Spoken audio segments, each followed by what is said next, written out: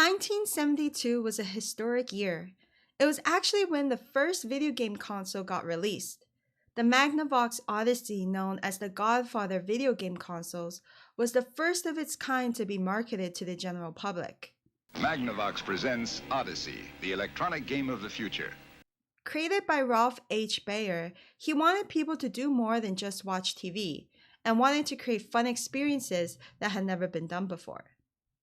However, the first video game console in history was not as popular as what you may think it was. There were many factors that led to its downfall, but it was only able to sell 350,000 units and got discontinued only 3 years later. One of the major factors that led to its downfall was that it was marketed to work only with Magnavox TVs, even though it could be used with any home television.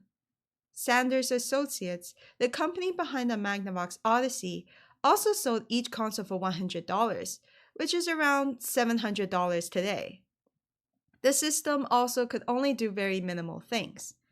There was no power button, no processor, no memory. Essentially, you could only display basic graphics of dots and lines.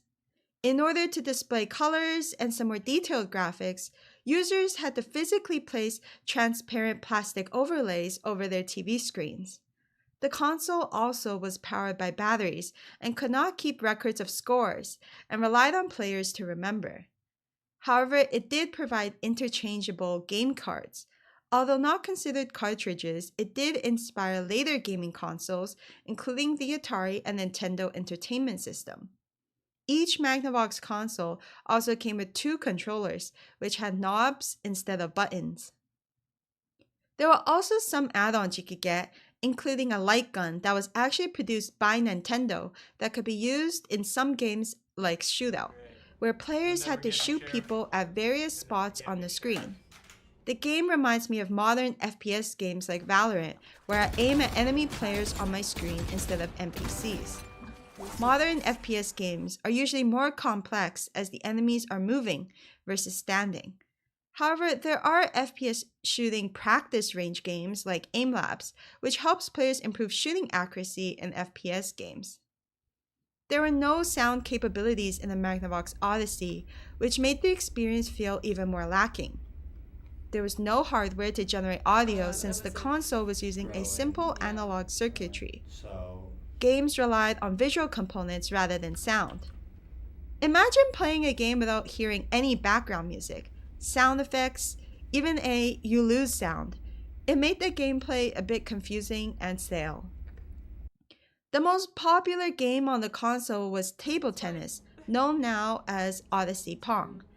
There were 2 players on screen, and you had to hit a ball over the middle line, and essentially get it to the opponent's side. It was a confusing game since there was no score on the screen, and players had to track who won each round. However, it did inspire future generations of the game, such as Atari's Pong. I personally have played many arcade renditions of table tennis, which I call air hockey. Personally, I prefer the arcade versions now due to the bright colors and sound effects.